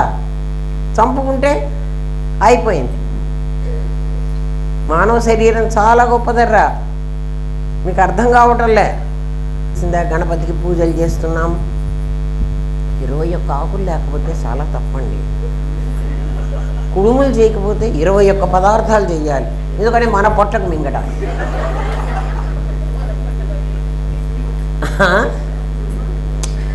వాడికి పొట్ట పగిలిందని చెబుతున్నారు. ఇన్ని తింటే నీకు కూడా పగులుతుంది అనే అర్థం కదా. వాళ్ళు పాపం కథలు చెప్పారురా మనకి, కానీ మనకు డీకోడ్ చేసుకోవడం రాదు. చేసుకుంటే మనకే అర్థమవుతుంది. సరే, ఈ సెన్స్లో ఇప్పుడు లలితా సహస్రనామం ఒక్కొక్కటి చదువుకోండి, మీకు అర్థమవుతుంది. అట్లా చదువుకోం కదా, అదేదో ఆ కష్టం ముక్కుని జీవుడు ఉందంటే ఆ చేత్తోనే తీసేయమని. అట్లా ఏదన్నా మీరు చెప్పదలుచుకుంటే మీరే చెప్పండి అమ్మా, మేము ఎందుకు కష్టపడాలి, అంత కష్టం మమ్మల్ని ఎందుకు పడమంటారు, అదేదో మీరు పడితే సరిపోలేదా? జనం ఇట్లున్నారు. ఇది తెలియని వాళ్ళ కోసం, అందరికీ తెలియదు. ఎందుకంటే అటువంటి పరంపరలో వచ్చి ఉండాలి. క్లాసులో ఒకడికి 90 మార్కులు, టీచర్ ఒకే పాఠం చెప్తాడు, ఒకడికి 90 మార్కులు వస్తున్నాయి, ఒకడికి మరి 0 వస్తుంది ఆ క్లాసులోనే, ఆ టీచర్ చెప్పిన పాఠమే. అప్పుడు టీచర్ది తప్పందామా, స్టూడెంట్ది తప్పందామా? స్టూడెంట్ది కూడా తప్పు కాదర్రా, వాడు వేరే ఎన్విరాన్మెంట్ నుంచి వాడు వచ్చాడు కదా. బాడీ నాలెడ్జ్ అంతే ఉంది, బాడీకి ఇవన్నీ చెప్తే అర్థం కావు. బాడీ బ్రెయిన్కి ఎంత అర్థమవుతుందో అంతే అర్థమవుతుంది. అందరికీ కూడా సుషుమ్నలో ఆ లోపల ఆ పాము ఏదో ఉందే, అది హోల్ బాగా నింపుకొని కూర్చుంది. మనం అందుకే మన శక్తినిట పాఠంలో పుస్తకంలో చెప్పా, 10% ఉపయోగిస్తున్నా అంట. మనం 10% ఉపయోగిస్తే ఇడాట్ పింగళాతో పని చేసుకోవచ్చు. మిగిలింది దాచిపెట్టుకున్నాం ఎప్పటికీ, మళ్ళీ జన్మలో చేస్తామా? అప్పుడు కూడా వద్దు, అప్పుడు కూడా అక్కర్లే. మరి మేమందరం చదువుకున్నాం కదండి, మీరు ఆ శక్తిని ఉపయోగించలేదు. మీరు చదువుకుంటే ఇడా పింగళా చాలు మీకు. బయటి విషయాలన్నీ లోపలికి పంపించారు. ఆ టీచర్ ఏం చెప్పాడో అది లోపలికి వెళ్ళింది, మళ్ళీ అది మనం ఇంప్లిమెంట్ చేస్తున్నాం అంతే. సుషుమ్నతో సంపాదించేది డీకోడ్ చేసేది సుషుమ్నతో వస్తుంది. మరి ఎవడి సుషుమ్న ఖాళీగా ఉందో, ఎవడి సుషుమ్న ఖాళీగా నింపుకొని ఉన్నారో మీరే చూసుకోండి. ఎవడికి వాడు టెస్ట్ చేసుకోండి, మీకే తెలుస్తుంది. అందుకని వాడు ఏమడిగాడు? తత్వజ్ఞానం వల్లే మోక్షం వస్తుందన్నారు కదా, మాకు ఇవన్నీ ఎందుకు చెప్పారు? ఆ తత్వజ్ఞానమే చెప్పక. నాయన, మీలో ఇన్ని రకాల మనుషులు ఉన్నారా కదా. మనం అందరం కూడా జరాయుజ, శ్వేతజ, అండజ, ఉద్భిజ్యాలని 4 రకాలైనటువంటి జీవరాశులు ఉన్నాయి. 4 ఉన్నారా? ఒక్కొక్కళ్ళు కొన్ని కోట్లు ఉంటారు. ఆ జీవరాశులన్నిటికీ కూడా వెన్నెముక అడ్డంగా ఉంటుంది, మనకొక్కళ్ళకే నిలువుగా ఉంటుంది. ఎందుకంటే కుండలిని వెళ్ళడానికి వీలైనటువంటి సుషుమ్న మనకొక్కళ్ళకే ఉంది. అందుకని బహూనాం జన్మనాం అంతే, చాలా జన్మలకి చివర్లో ఇటువంటి జన్మను నేను నీకు ఇచ్చానురా నాయన, బై డిఫాల్ట్ నీకు అంత అడుగు వచ్చేసింది. అంటే నేను మనిషినైతే నాకు వచ్చినట్టు, నేను మనిషి రూపంలో ఉన్న పశువునైతే కదా. ఈ ఈ చెడ్డ పనులన్నీ చేసేవాళ్ళు, ఈ అధికారం కోసం ఇతరులను చంపేవాళ్ళు, వీళ్ళందరినీ ఏమనాలి? మనిషి రూపంలో ఉన్న పశువులు. పశువులు, పక్షులు కూడా కొన్ని. కాకి 4 మెతుకులు వేస్తే అదొక్కటే తినకుండా రండి రండి అని కాకులందరినీ పిలుస్తుంది. మరి కుక్క అది తినదు, ఇంకొక దాన్ని. మన దగ్గర ఎన్నెన్ని సంస్కారాలు ఉన్నాయో చూడండి. ఒక్కసారి వెనక్కి వెళ్ళి చూసుకుంటే మన సంస్కారాలన్నీ మనకు తెలుస్తాయిరా. మనలో ఉన్నవి ఎవడు చెప్పక్కర్లే. ఈ గుణాలన్నీ మనకు ఉన్నాయా లేవా?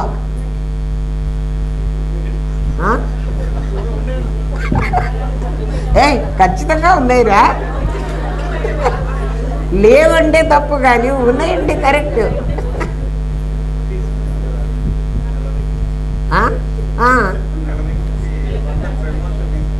తీసుకున్నాం కదా. ఎవడైనా చస్తా పుట్టరా అంటే నేనెందుకు చావాలంటాడు. 100 ఏళ్ళు నేను బతుకుతాను. 100 ఏళ్ళు బతకాలి ప్రతి ఒక్కడు కూడా, అంతే మరి. కాబట్టి ఈ 4 అంటే జరాయుజ శ్వేతజ అండజ ఉద్భిత్యాల్లో మానవ జన్మ చాలా శ్రేష్టమైంది. ఎందుకు అంటే వాళ్ళెవ్వరికీ ఈ అడ్డంగా ఈ వెన్నెముక ఉన్న వాళ్ళకి ఎవ్వరికీ కూడా వాసనా జ్ఞానమే ఉంటుంది, కానీ వివేక జ్ఞానం ఒక్క సుషుమ్న ఓపెన్ అయిన వాడికే ఉంటుంది. సుషుమ్న ఓపెన్ కానంత వరకు మనం అందరం వాసనా జ్ఞానంతోనే బతుకుతున్నాం. వాసనా జ్ఞానం ఈడా పింగళ చాలు, సుషుమ్నతో పని లేదు. అందుకని ఆర్తులు అర్ధార్థులకి అజ్జాలు, జిజ్ఞాసికి సుషుమ్న కావాలి, జ్ఞానికి అవసరం లేదు. ఓపెన్ అయితే జ్ఞానే. ఇప్పుడు ఆలోచించండి. నా దగ్గరికి వచ్చి అమ్మ మేము ఏ లెవెల్లో ఉన్నామో కాస్త మాకు చెప్పండి అంటారు. మీకు నేనెందుకు చెప్పాలరా కదా? మీరు కూడా నాలాంటి మనుషులే కదా. మరి నేను చేసుకున్నప్పుడు మీరు ఎందుకు చేసుకోరు? మేమన్నీ ఈ పనులు చేసుకుంటామండి అంటే మేము అన్ని ఫెసిలిటీస్ అనుభవిస్తూ ఈ మార్గంలో వెళతామండి. మీరు మాత్రం కష్టపడుతూ అట్లా నేను చెప్పినా మీకు వినపడదురా అన్నది శాస్త్రం. ఇక్కడ పోయేవాడు చెప్పినా వీడికి వినపడదుట. మరి ఎప్పుడు చెప్పాలండి? వీడిని ఇక్కడికి తీసుకొచ్చి చెప్పాలి. వీడిని ఇక్కడికి తీసుకొస్తేనే వీడు వింటాడు కదా. అందుకని అభ్యాసం చేయించాలి. ఏం అభ్యాసం? వైరాగ్యాన్ని అభ్యాసం చేయించాలి. ఏమిటి వైరాగ్యం? ఇది శాశ్వతం కాదు, అది శాశ్వతం కదా అని. అందుకని వేదము వీళ్ళ కోసమని కర్మ ఉపాసన అనే రెండింటిని ఇంట్రడ్యూస్ చేసింది. కర్మ ఉపాసన ఎవరి కోసం? మధ్యమ మందాధికారుల కోసం, ఉత్తమాధికారి కోసం కాదు. ఉత్తమం తత్వదర్శనం, ఉత్తమమైనటువంటిది తత్పదార్థత్వం పదార్థాలకు రెండిటికి కూడా సమన్వయం చేసుకుని అహం బ్రహ్మాస్మి అని తెలుసుకోవడం ఉత్తమం. మధ్యమం శాస్త్ర చింతనం, చదువుకుని శాస్త్రం చదువుకుని వీలైనంత అర్థం చేసుకోవడానికి ప్రయత్నం చేస్తే అది మధ్యమం.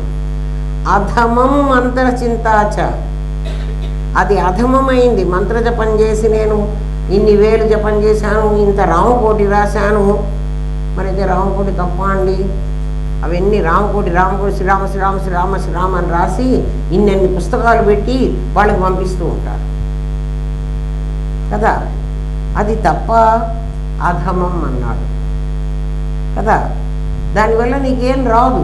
మరి రాకపోతే ఎందుకండి మాకు ఇవన్నీ చెప్పారు అంటే, నాయన నువ్వు మందాధికారిరా, నీకు అంతకంటే అర్థం కాదురా, నీ బ్రెయిన్ ఆ లెవెల్లో లేదురా, అందుకని నిన్ను ఫెయిల్డ్ క్యాండిడేట్ కింద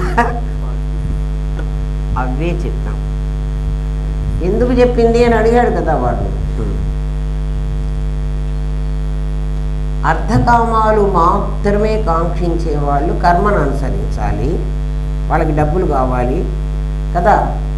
నాకు ఈ కోరిక తీరితే సత్యనారాయణ స్వామి వ్రతం చేస్తాను, ఇదైతే ఇది చేస్తాను, ఏవో మీరన్నీ మీ ఇష్టం వచ్చినవన్నీ. కర్మకాండ అంతా కూడా అర్ధకామాలు కావలసిన వాళ్ళకి కర్మకాండ.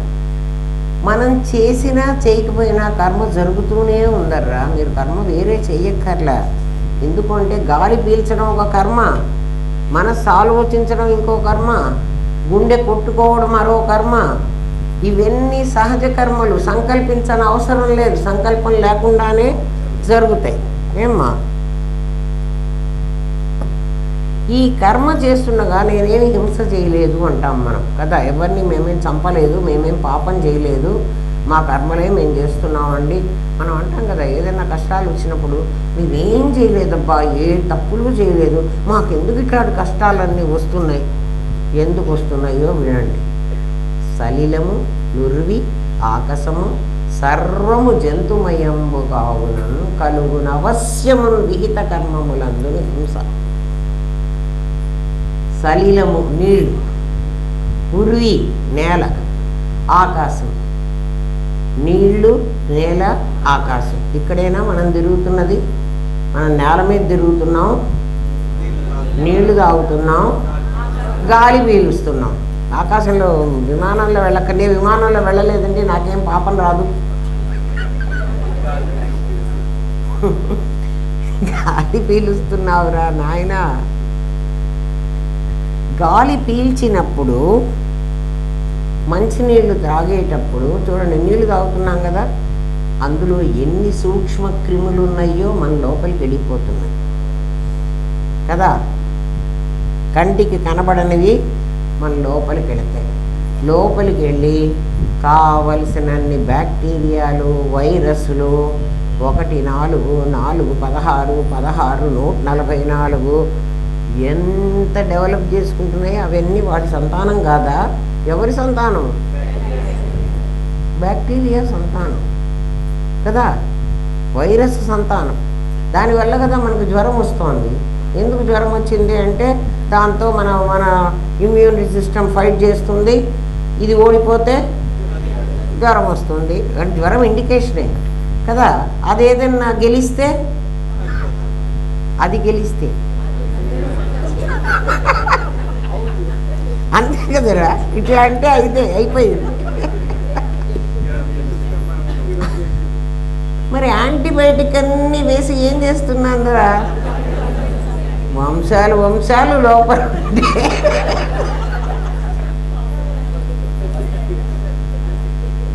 అన్ని వంశాలని చంపుతున్నావు కదరా కదా. పాపం రాదా? ఏం నిన్ను చంపితే ఒకటి వాడు.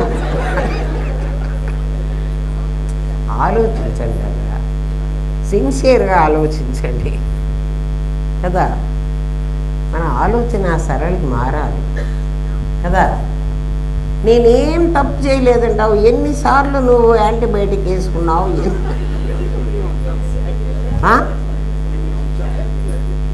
వంశాలు వంశాలు. పాపం వాళ్ళు ఏదో పెంచుకుందామని నువ్వేమో పెద్ద ఇంత ఇల్లు కట్టుకుని ఇదంతా ఆక్రమించుకుని కూర్చొని నువ్వు ఇక్కడ కొడుకుల్ని కానీ బిడ్డ మనవాళ్ళని కానీ మనవరాళ్ళు ముని మనవాళ్ళని కానీ నువ్వు బాగుంటావా? వాళ్ళు లోపలికి వెళ్ళి వాళ్ళు కూడా ఈ ఎస్టాబ్లిష్ చేసుకున్నారు ఈ శరీరంలో.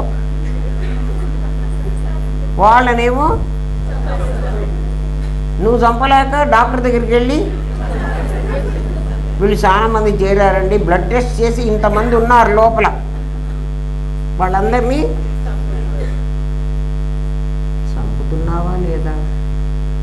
సలీలము నీళ్లు తాగుతున్నావు, నీళ్లతో ఎంతో బ్యాక్టీరియా లోపలికి వెళ్ళిపోతుంది. సూక్ష్మక్రిములు, కంటికి కనపడని సూక్ష్మక్రిములు, అవన్నీ లోపలికి వెళ్ళి పిల్లల్ని పెట్టుకుని ఫ్యామిలీస్ ఫ్యామిలీస్, కాలనీస్ కాలనీస్ బాగా డెవలప్ చేసుకున్నాయి. వాటి కాలనీలన్నింటినీ కూల్చి పారేస్తున్నావు. ఎందుకని అంటే ఇది నా శరీరం అండి, దాన్ని ఆక్రమించింది. అది అక్కడే మురుగుంటలో ఉంటే నేను దాన్ని చంపను. నా దగ్గరికి వచ్చింది. నా అంటే నాది దగ్గరికి వచ్చింది. చంపుతున్నవాడెవడు? నేను కదా. నాది చంపటంలే, నేను చంపుతున్నాడు. అందువల్ల ఏమవుతోంది? కర్మను ఎవడు అనుభవించాలి? నేనేం చేయలేదంటావేంటి? ఏం చేయలేదా? ఏమ్మా? సరే, ఇంకా గాలి పీల్చేటప్పుడు చెప్పేశాను కదా, నీళ్లు తాగేటప్పుడు చెప్పుకున్నాం. నేల నడిచేటప్పుడు మన కాలి తొక్కిళ్లకు ఎన్నో ప్రాణులు నశిస్తాయి. బూట్ వేసుకుని హాయిగా టక్టకా నడిచిపోతున్నావు, ఆ కింద ఎన్ని చీమలో, దోమలో, పురుగులో, పద ఎన్ని చిన్న చిన్న గుడ్లో, పాముల్ని కూడా తొక్కుతాం కదా. అట్లా ఎన్నో చచ్చిపోతున్నాయి. సృష్టిలో చిన్న జీవులను పెద్ద జీవులు ఆహారంగా తీసుకుంటున్నాయి. ఇవన్నీ సహజ కర్మలు కాబట్టి పాపపుణ్యాలు రావు. ఇవన్నీ సహజ కర్మలు. ఒక చిన్న చేపను పెద్ద చేపను తిమింగలం అవి తింటూ ఉంటాయి. వాటికి ఆహారం అది. ఫల, మూల, ఓషధి, శాకంబులు, మృగతతులు మనుజుల కొరకు అజుడు చేసే అన్నది భారతం. ఫలాలు, ఫల మూల కందమూలాలు, దుంపలు, ఓషధులు, శాకములు, మృగతతులు అన్నాడు. అంటే జంతువులు కూడా, కోళ్ళు, మేకలు అవన్నీ మనుజుల కొరకు అజుడు చేసే అన్నాడు. అందుకని వీళ్ళు ఏమంటారంటే ఇవన్నీ ఎట్లా తింటున్నామో మాంసం కూడా అట్లా తినచ్చు అంటున్నారు.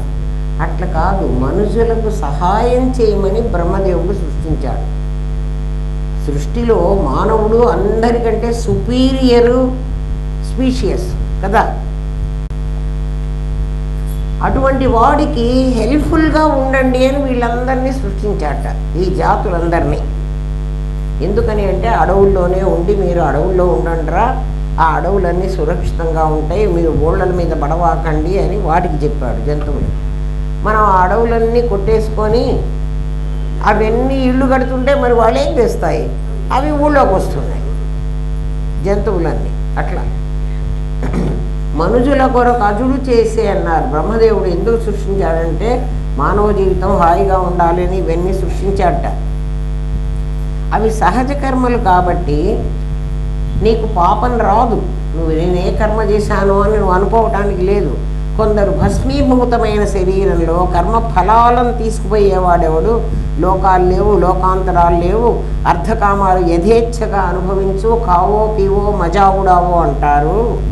వాళ్ళకి పురుషార్థంతో పని లేదు, అసలు పాపమే లేదు. బూడి కాలిస్తే బూడిదైపోతున్నాడు, చచ్చిన ప్రతివాడు బూడిదైపోతున్నాడు. కర్మ ఎవడు చేస్తున్నాడు, ఎవడు ఫలాలు ఎత్తుకుపోతున్నాడు, ఏం లేవు. ఇదంతా అబద్ధం, అంబక్కు మతం అంతా అబద్ధం.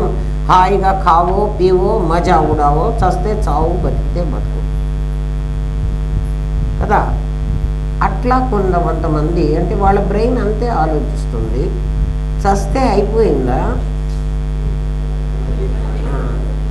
ఒకవేళ అవ్వలేదు అనుకుందామంటే కదా, చస్తే అయిపోలేదు అనుకుందామంటే, మళ్ళీ జన్మకి రాలేదు అందామంటే, మరి ఎందుకు ఇట్లా వేరియస్ రకరకాలుగా మనుషులు, ఒకడు గొప్పవాడుగా, ఒకడు పేదవాడుగా, ఒకడు ఒక కుంటివాడుగా, ఒకడు గుడ్డివాడుగా, ఒకడు ఇంకో రకంగా, ఒకడు వికలాంగుడుగా, ఒకడు అంగవిహీనుడుగా, అట్లా ఎందుకు పుడుతున్నారు?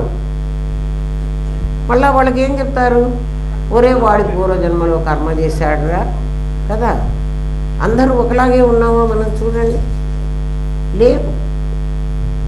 అందుకని కర్మ ఉన్నది, కర్మ ఫలానుభవం ఉన్నది. ఎవడికి? వాళ్ళందరికీ. ఎవరికి? ఇడా పింగళాతో గణపతులందరికీ. గణపతులు ఎవరు? మేమే. గణపతులు ఎవరంటే మూలాధారంలో ఉండేవాడా? ఎవడికి వాడికి నేనేనరా. నిన్న హుసేన్ సాగర్లో వేసిన గణపతి కాదు, మన్నేస్తారు జమ్మి చెట్టు కింద. ఎప్పుడో మనకి తప్పదు. బీ కేర్ఫుల్, ఆలోచించు. ఏమ్మా? అందుకే ప్రహ్లాదుని అంటాడు, అచ్చపు చీకటింబడి. వీళ్ళంతా లైట్లలో ఉన్నాం అనుకుంటున్నారు, వీళ్ళు కటిక చీకటిలో ఉన్నారు. అచ్చపు చీకటింబడి. ఎందుకు వాళ్ళు అచ్చపు చీకటిలో అంటున్నాడంటే, గృహవ్రతులై, వాళ్ళకి ఇల్లు, ఇల్లాలు, ధనం. ధనం పిల్లలు ఆటోమేటిక్గా వస్తారు. ఇల్లు, ఇల్లాలు, ధనం, ఇవి మాత్రం ఖచ్చితంగా కావాలి. వాళ్ళు మేము వెలుగులో ఉన్నామని అనుకుంటున్నారు. అచ్చపు చీకటింబడి, అది అచ్చపు చీకటి అంటే కన్ను పొడుచుకున్నా కానరాని చీకట్లో ఉండి వాళ్ళు మేము వెలుతురులో ఉన్నామని అనుకుంటున్నారు. గృహవ్రతులై, వాళ్ళకి ఇల్లే వ్రతం. విషయ ప్రవృష్ఠులై, చచ్చుచు పుట్టుచున్ మరల చర్విత చర్వణులైన వారికి చెచ్చరగలుగునే పరులు చెప్పిననైనా నిజేచ్ఛనైనా ఏమిచ్చిననైనా కానలకు ఏగిననైనా హరి ప్రబోధం కలగదు పొమ్మన్నాడు. వాళ్ళకి శాపం పెట్టేశాడు. అంటే ఇడా పింగళాతో వ్యవహారం చేసుకుంటున్న గణపతులందరికీ ఏం చేసినా వాళ్ళకి భగవంతుని గురించిన ఆలోచన రాదు. ఒకవేళ వస్తే అర్ధకామాల కోసం భగవంతుడు నాకంటే భిన్నంగా ఉన్నాడని అన్నా వస్తుంది. కానీ నాకంటే భిన్నంగా అంటే తిరుపతిలో పెట్టండి వాడిని. కర్నూలుకి వచ్చావంటే చంపేస్తా, జాగ్రత్త. తిరుపతిలో కూర్చో, నీ దగ్గరకు వచ్చిన వాళ్ళకి నువ్వేమన్నా పెట్టుకో కదా. వాళ్ళు ఇస్తే తీసుకో. ఎందుకంటే వాళ్ళు ఇస్తే తీసుకునేవాడివి, నువ్వేం గొప్పవాడివిరా కదా. ఇక్కడ కర్నూలులో ఉండేవాడు చాలా గొప్పవాడు. ఎందుకంటే వీడే అందరికి ఇవ్వగలడు. ఇతరులు బోధించినా కలగదు, ఏదైనా ఇచ్చి ఆశ చూపించినా వారికి దేవుడి మీద భక్తి పెరగదు. ఆఖరికి అడవులకు వెళ్ళినా ఫలితం లేదు. దేవుని మీదకి అంత తొందరగా మనస్సు లగ్నం అవుతుందా? కర్మలో నిష్కామ కర్మ అనే ఒక ఉపాయం మోక్షానికి ఉపయోగపడుతుంది. కర్మ చేస్తూ ఫలం ఆశించకుండా ఉండడమే నిష్కామ కర్మ. కర్మ చెయ్యాలి, ఫలం ఆశించకూడదు. కర్మణ్యేవాధికారస్తే మా ఫలేషు కదాచన. ఇవన్నీ ఒక్కొక్క లెవెల్ వాడికి చెప్తున్నవెమ్మ. ఒకడికి ఏం చెప్పినా అర్థం కాదు, వాడికి చెప్పనక్కర్లేదన్నారు. వాడెవడు అంటే మందాధికారి, వాడు జీరో. వాడికి క్లాసులో ఎంత పాఠం చెప్పినా వాడికి ఎక్కదు. ఎందుకని? వాడి మందాధికారి. వాడు డైరెక్ట్గా మానవ జన్మకి వచ్చిన వాడు కాదు. వాడు ఎక్కడి నుంచో డిపార్ట్మెంటల్ ప్రమోషన్లో వచ్చాడు. వాడు ఐఏఎస్ ఆఫీసర్ కాదు. అందుకని వాడికి నువ్వేం చెప్పినా వాడికి బుర్రకెక్కదు. భోజనం చేయడం ఒక కర్మ. కర్మ చేస్తూ కర్మ ఫలాన్ని అనుభవించకుండా ఎలా ఉండాలో చెప్తున్నాడు. చూడండి, ఒక యజ్ఞం చేయమన్నారు. యజ్ఞం చేయమంటే పురోహితుడు కావాలి, ఋత్విక్కులు కావాలి, ఆ చుట్టూ యజ్ఞకుండం కావాలి, దాంట్లో వేసే హోమం సమిధలు ఇవన్నీ కావాలి కదా. ఇవన్నీ మనకు అక్కర్లా. కర్మణ్యేవాధికారస్తే మా ఫలేషు కదాచన. మనం ప్రతిరోజు అన్నం వండుకుంటాం కదా. అన్నం వండుకుండేటప్పుడు మనం ఏమనుకుంటామంటే, ఇది మా ఆయనకి ఇష్టం, ఇది మా అబ్బాయికి ఇష్టం, ఇది నాకు ఇష్టం కదా, ఇది ఇంకెవరికో. ఇట్లా రకరకాలుగా నువ్వు వంట చేస్తున్నంతసేపు నువ్వు ఎవరి కోసం పెడుతున్నావో వాళ్ళకి ఇష్టం అనుకుంటున్నావు, అందుకు చేస్తున్నావు. తర్వాత తినేటప్పుడు కూడా అలాగే తింటున్నావు కదా. నాకు ఇష్టమైంది చాలా తింటున్నాను. అది తింటే ఆ తిన్న ఆహారం నీ శరీరానికి బలం ఇస్తుందో మరి అది తినేటప్పుడు ఫలం, తిన్న తర్వాత మలం, అంతే ఉంటుంది. అలా కాకుండా కర్మ చెయ్యి, ఫలం ఆశించవాకు. ఎట్లా ఫలం ఆశించకుండా ఉండాలంటే, నేను ఒక యజ్ఞం చేస్తున్నాను. ప్రతిరోజు నువ్వు అన్నం తిను. అన్నం తింటావో, పండు తింటావో, నీళ్లు తాగుతావో నీ ఇష్టం. ఆ తినేది బ్రహ్మార్పణం, బ్రహ్మహవి, బ్రహ్మాగ్నౌ, బ్రహ్మణౌహుతం, బ్రహ్మైవ తేన గంతవ్యం, బ్రహ్మకర్మ సమాధిన ఆ శ్లోకం మేము చెప్పుకుంటామండి. నువ్వు శ్లోకం చెప్పుకుంటావురా నాయన. బ్రహ్మార్పణం, నా లోపల బ్రహ్మగారు ఉన్నారు, వారికి ఇస్తున్నాను. తిన్నది అన్నమే. ఆ తినేటప్పుడు ఇది హోమగుండం, ఇది అగ్నిహోత్రం, ఈ అగ్నిహోత్రానికి నేను ఆహుతులు వేస్తున్నాను. ఆ ఆహుతులు ఎవరికి వెళ్ళాలి? ఏ ఏ దేవతలకు ఆహుతులు వేసినప్పుడు ఓం ఇంద్రాయ స్వాహ, ఇంద్రాయ ఇదన్న మమ అని అనిపిస్తాడు ఆయన మనతో. ఓం సోమాయ స్వాహ, సోమాయ ఇదన్న మమ, ఇది నాది కాదు, సోముడికి ఇచ్చాను, ఇది ఇంద్రుడికి ఇచ్చాను. ఓ అగ్నిదేవుడా, నువ్వు తీసుకుపోయి వాళ్ళకి ఇయ్యవయ్యా, నువ్వు పోస్ట్ మ్యాన్వి. అగ్నిదేవుడు ఎవరు? హవ్యవాహనుడు పోస్ట్ మ్యాన్. అంటే అందుకే హోమగుండంలో మనం వేస్తాం. ఆ వేసిన పదార్థాన్ని నువ్వు ఎవరికి ఇచ్చావో అడ్రస్ చెప్తున్నావు. ఇంద్రాయ స్వాహ, ఇంద్రుడికి ఇస్తున్నాను. ఆయన తీసుకుపోయి ఇంద్రుడికి అప్పచెబుతాడు. ఏమండి మీరు లోకాలే లేరన్నారు, ఇంద్రుడే లేరన్నాడు, మళ్ళీ ఇంద్రుడికి ఇస్తాడంటున్నారు, అగ్నిహోత్రుడికి ఏమని? కాదురా నాయన, నీ శరీరంలో వీళ్ళందరూ ఉన్నారా 24 మంది, వాళ్ళకే ఇస్తాడు. ఎట్లా ఇస్తాడు? మొన్న చెప్పానే, రస రక్త మాంస 7 ఆ 7 నీ దగ్గర ఉన్నారు. వాళ్ళందరికీ అవి కావాలి. నువ్వు గనక ఆహారం తింటూ ఆ భావంతో చేస్తే యజ్ఞం చేసినంత ఫలం వస్తుంది. నువ్వు అన్నం తిను, కానీ ఎంతమంది ఆ భావంతో ఉంటారు? ఉండండి. కర్మ చెయ్యి, కర్మ ఫలం నిన్నంటది. అర్థమైందా? రేపు చెప్పుకుందాం. మనకి 6 నిమిషాలు ఇచ్చేయండి. ఇంకా చాలా ఉంది. నేను అయిపోయిందేమో అనుకున్నా, మందాధికారులు చెప్పేశా కదా అని. కాదు. ఓం తత్సత్. స్వస్తి ప్రయాభ్య పరిపాలయంతాన్యాయేన మార్గేణ మహేష. ఓం బ్రాహ్మణేభ్యః శుభమస్తు. నిత్యం లోకాః సమస్తాః సుఖినో భవంతు. ఓం పూర్ణమదః పూర్ణమిదం పూర్ణాత్ పూర్ణముదచ్యతే. పూర్ణస్య పూర్ణమాదాయ పూర్ణమేవావశిష్యతే. ఓం శాంతి శాంతి శాంతి. ఓం నమో బ్రహ్మాదిభ్యో బ్రహ్మ విద్యా సాంప్రదాయ కర్తృభ్యో వంశ ఋషిభ్యో గురుభ్యో నమో మహద్భ్యః. సర్వోపద్రవరహిత ప్రజ్ఞాన